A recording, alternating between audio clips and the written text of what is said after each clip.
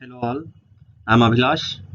I'm here to present a paper on scheduling algorithms for 5G networks with mid-haul capacity constraints. Actually, this paper was written by Abhishek Sinha, Matthew Andrews, and Prashant Anand.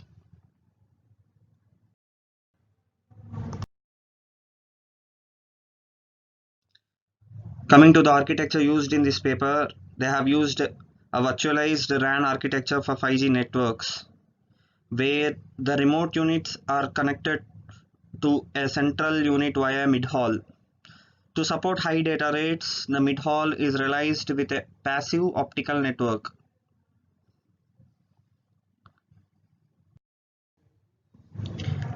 In this architecture, the data are stored at the central unit until the scheduler decides to transmit it through the mid-haul to an appropriate remote unit and then over the air at the same slot.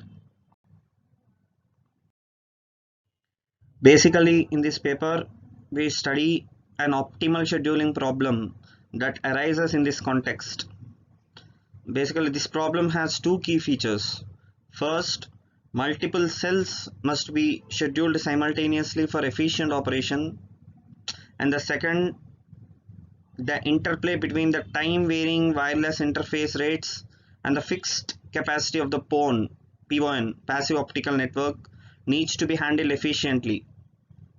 In this paper, they have also taken a comprehensive look at the resource allocation problem by formulating it as a utility maximizing problem.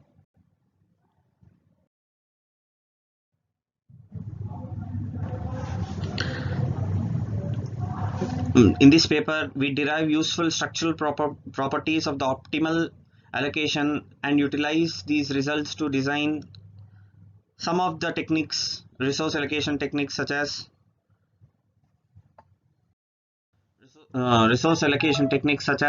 polynomial time approximation algorithms and a pseudo polynomial time optimal algorithm.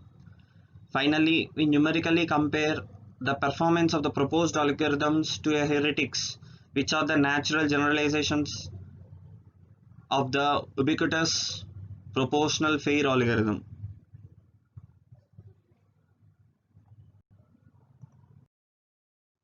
Coming to the system model, as we have discussed earlier, used in this paper, we consider a split processing VRAN architecture as shown in the slide. There are M remote units that transmit data over the air to the wireless end users connected to it. A passive optical network PON connects a central unit to the remote units. Uh, at each time slot T, each remote unit can transmit data on K resource blocks, each of which corresponds to a set of contiguous OFDM carriers.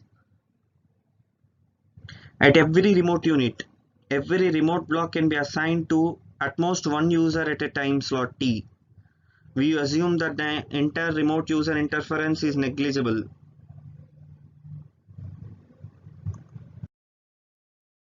Coming to the traffic model, for simplicity, we focus on the downlink traffic only. We assume that the users are infinitely backlogged, means the user's respective data buffers in the central processing unit are always full. In order to keep the latency small, data is not buffered in the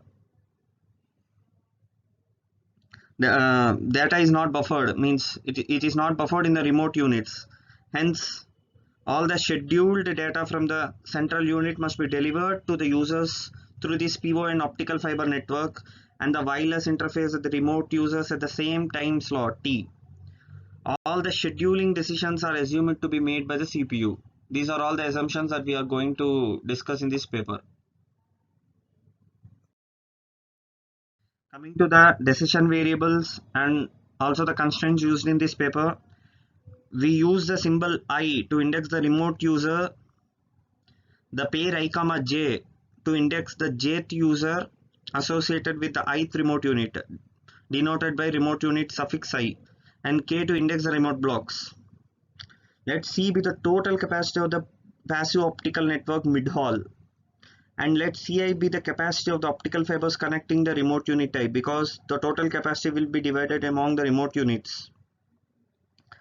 Let this Lijk of t denote the instantaneous air interface rate for the user I, j on the remote block k at a particular time slot t. Let Xijk of t belongs to 1, 0. Be a decision. Basically, this is a binary decision variable representing whether or not the remote block k at remote unit I is assigned to the user I, j at a time slot t. Means if a remote block is attached to some user, then this Xijk of t belongs to 1 for the specific jth user. For the specific jth user connected to that ith remote unit. Let Yijk of t be a non-negative decision variable denoting the rate allocated to the user I, j on the remote block k at a time slot t. Hence, for the user gamma ijk of for the particular user j, y must be less than or equal to gamma into x, and the inequality 2 states that at most one user may be assigned to any remote block k on remote user I. Inequalities 3 and 4 mentioned in the slide denote the mid-hall capacity constraints, and the constraint 5 simply denotes the fact that the variables x, ijk of t are the binary and the allocated rates are non-negative, means that must be greater than or equal to 0. Coming to the objective of the paper, well, the objective is to allocate data rates to the users effectively. In this, they formulate resource allocation problem as the utility maximization problem. Let R bar ij be the long-term average data rate for the user I, j. As we have discussed earlier, I represents the remote unit and the j represents the user attached to the remote unit.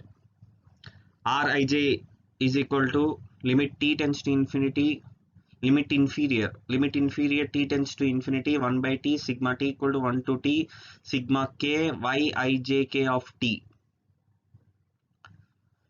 This limit inferior is nothing but for a sequence the inferior means the smallest value of that sequence will be the limit inferior, and the limit is taken for t tends to infinity, hence this is called limit inferior t tends to infinity.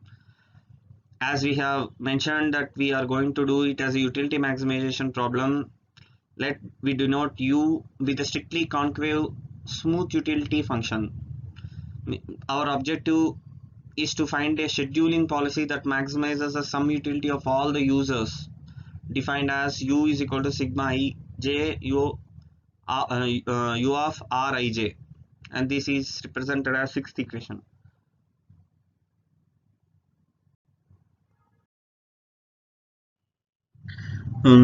For the each user I, j, we first define an exponentially smooth long-term service rate, capital Rij of t, which evolves as follows: Rij of t plus 1 is equal to 1 minus beta into Rij of t plus beta into summation k Yijk of t, and the initial Rij of 1 is equal to 0, and let this equation be 7. In this, the beta is greater than 0 is a small positive constant. We can have the long-term objective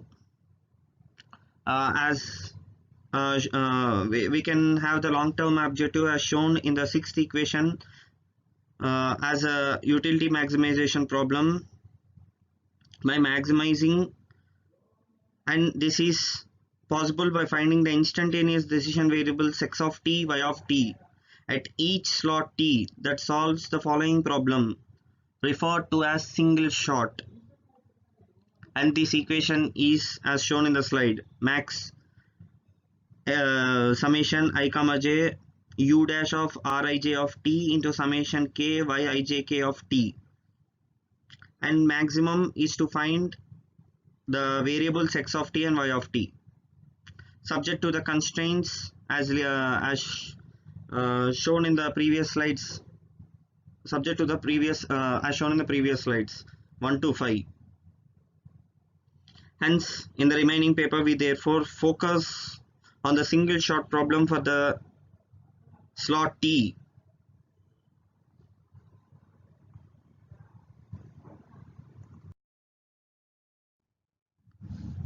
As we are done with the equation 8 in the previous slide, for the common case, we will be applying logarithmic utility, in which the u of x is equal to log of x, and the equation 8 becomes as shown in the figure, as shown in the slide, as equation 9. We need to find x of t and y of t subject to the 5 constraints as discussed in the previous slides. For the concreteness, we will use the equation 9 throughout the paper, objective 9 throughout the paper, but all our results apply to the strictly concave smooth utility function. Now let us go into the suboptimality of the proportional fair scheduler. Basically, the proportional fair scheduler is not optimal for a single shot problem as described in the equation 9 in the previous slides. Now let us go in deep into this thing. For solving the single shot problem as in the equation 9, the problem is in the equation 9, the well-known proportional fair scheduler assigns the remote block k at remote unit I to the user I comma j, which maximizes the index gamma ijk by rij. It does so without taking into account the capacity constraints 3, 4 as discussed in the above slides for the passive optical network. We just want to prove why this proportional fail algorithm is not optimal due to the presence of capacity constraints in the following example. Now let us take a counter example. Let us assume that we have only one remote unit and two users, user 0 and user 1, and 4 remote blocks. Let the total capacity of the passive optical network is 7, and CI is, we don't need to specifically mention about it. Let the aggregate rates for the user 0 and user 1 at the slot T be R00 is equal to 1 and R01 is equal to 2. As we have discussed that Rij is exponentially smooth long-term service rate, which evolves as the following, the equation 7 mentioned in the previous slides. Now capital R00 is equal to 1 and R01 is equal to 2. Let the instantaneous channel rates be gamma 00 k is equal to 1 and gamma 01 k is equal to 4 for all k, means for k equal to 1, 2, 3, 4. Since the proportional fair scheduler assigns the remote block k at remote unit suffix I to the user I comma j, that maximizes the index gamma ijk by rij, let us find the values that gamma ijk by rij, as we have all got the values gamma and r. By substituting, we will be getting gamma 01 k by r01 is equal to 2, which is greater than gamma 00 k by r00. Hence, the traditional proportional fair scheduler will pick user 1 for every remote blocks available over there, means for all the 4 remote blocks, that is small x01 k is equal to 1, means these the small x are the decision variables and small y are the data rates which we are going to allocate to that particular user. As we have discussed that small x are the decision variables, we will be getting small x01 k is equal to 1 and small x00 k is equal to 0 for all k according to the above equation. Hence, according to the PON capacity constraints, we'll be choosing y values, means the user rate values such that summation k y01 k is equal to 7 and summation k y00 k is equal to 0, means we are not allocating any rate to the user 0. Hence the total objective value for this single shot will be 7 by 2. Instead of this, we'll be getting a better solution if we put user 0 on 3 remote blocks available out of 4 remote blocks and user 1 on a single remote block. Hence in this case we will be having decision variables x00 k is equal to 1 and y00 k is equal to 1 for k less than 3, and for all values for k is equal to 3 will be for k equal to 3 we will be having x013 is equal to 1 and y013 is equal to 4. Hence in this case the total objective for this user rate allocation will be 5. Hence the better solution will be better solution is not the traditional proportional fair scheduler. Hence this is not the optimal allocation when the capacity constraints are taken into account. Now let us go into the algorithms that describes for the single shot with an overall pivot capacity constraint, unlike the previous proportional fluid scheduler which ignores the capacity constraints. Here we are developing a poly time to approximation algorithm rounding add. This is an LP based algorithm rounding add. AD stands for almost discrete. Means in the previous we have also discussed that there exists an optimal solution to single shot which is almost discrete. Hence we now design an LP based algorithm rounding add. AD stands for almost discrete for approximately solving the single shot problem as described in the equation 9.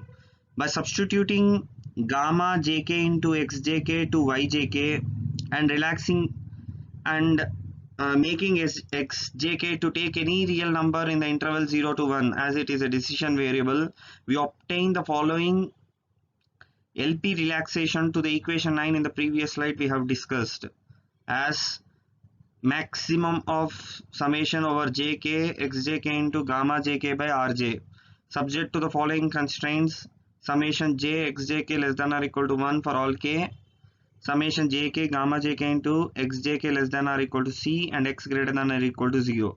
These are all the constraints that we have discussed in the previous slides.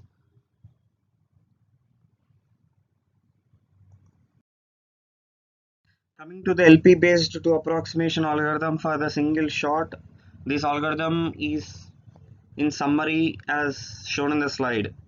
Find the maximum possible objective value for the equation 9 obtainable by using a single remote block, that is capital F max is equal to maximum of 1 by Rj into minimum of gamma jk into c.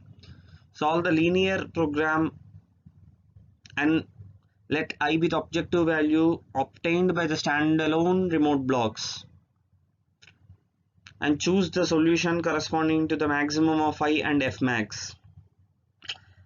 Although the algorithm rounding add that we have earlier discussed has been shown to be a two approximation algorithm, our numerical simulations that we are going to further discuss reveal that the rounding add is likely to perform near optimally in practice, means it is in general coming close to the optimal nature. In the coming slides we'll be discussing a dynamic programming based optimal algorithm to single shot. However, unlike the previous LP based to approximation algorithm, the dynamic program runs in pseudo polynomial time and hence it is less efficient than rounding add. Coming to the DP based pseudo polynomial time optimal algorithm,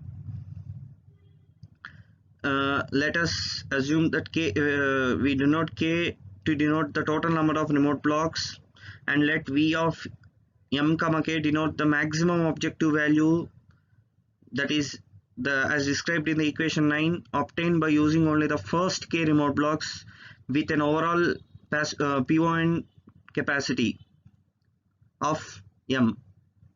Then the algorithm is as follows: set v of m comma 0 to 0 for all m equal to 0, 1, 2, 3 to c, and for k equal to 1 to k, and for m equal to 0 to c, we will be assigning v of m comma k to we will be assigning max of max as the equation shown to v of m comma k for all the values of m and k, and in the end we will be returning the value of v.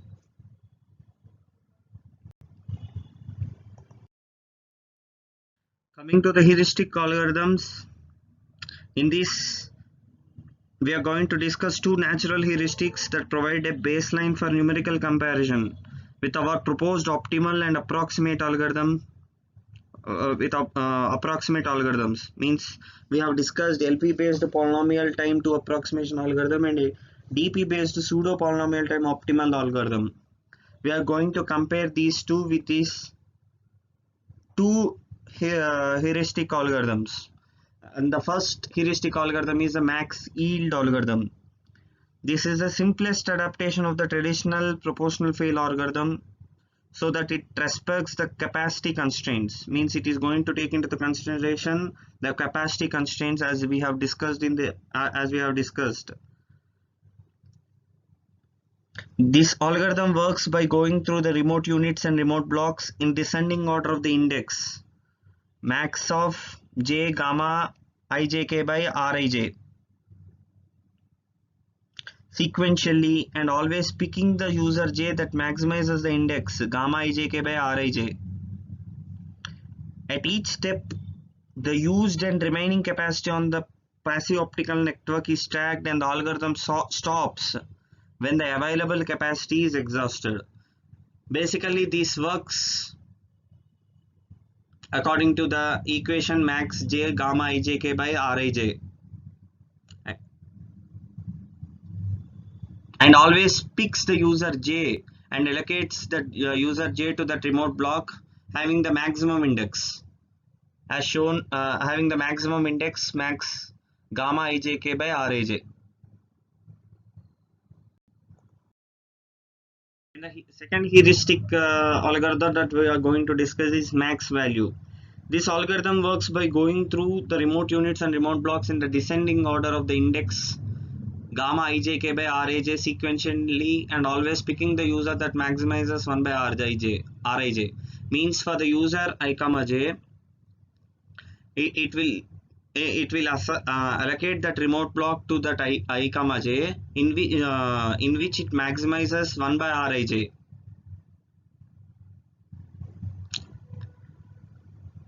Hence, this max value and max yield are the two heuristic algorithms that we are going to compare with the proposed LP based and DP based optimal algorithms. Coming to the simulations, this paper numerically simulate a performance of the proposed scheduling algorithm over a service area of 1 square kilometer serving 1000 wireless users. Means and the remote units present are 100 with overall 1 PON capacity constraint.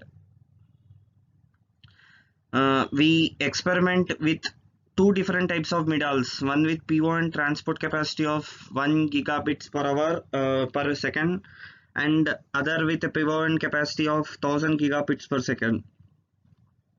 In the first case, the PON capacity is highly constraining, means if the capacity is very low, hence it is very highly constraining.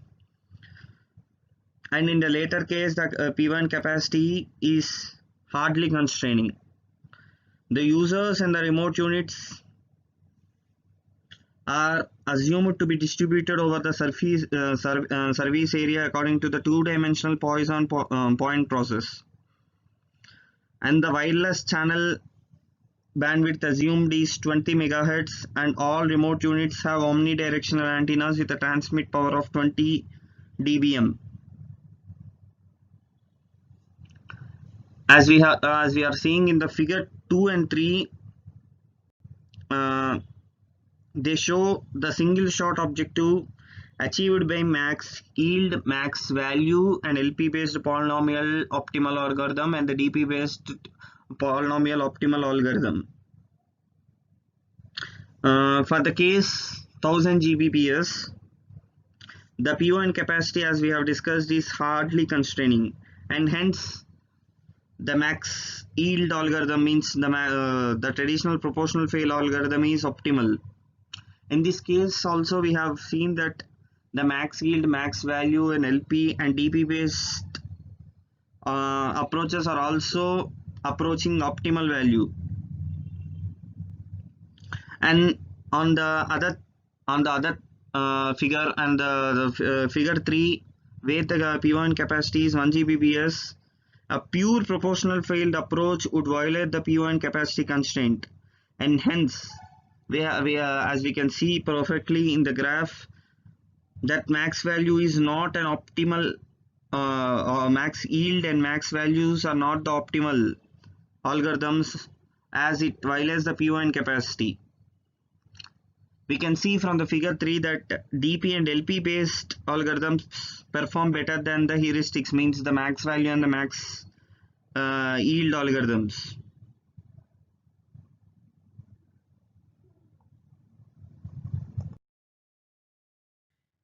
In the figures 4 and 5, we observe that the overall user rate distribution when we run proportional FAIR, that is max yield algorithm, max value, and LP based to approximation algorithm rounding add. And if PON capacity C is equal to 1000 Gbps, then rounding add has a similar rate distribution to the optimal proportional FAIR algorithm. And if C is 1 Gbps, then rounding add outperforms the proportional FAIR and max value algorithm for all except the users with high channel rates. From this we can say that the rounding add leads to a higher value of the logarithmic utility function.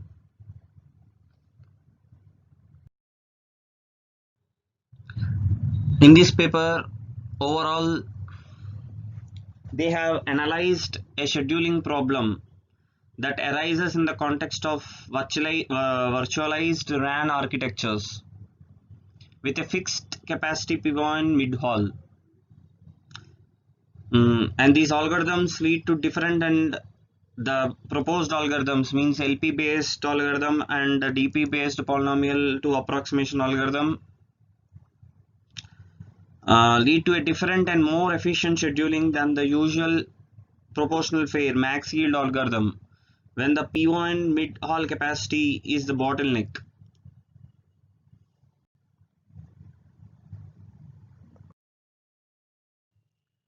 Here there are some of the references, some of the mentioned references in this paper. Thank you.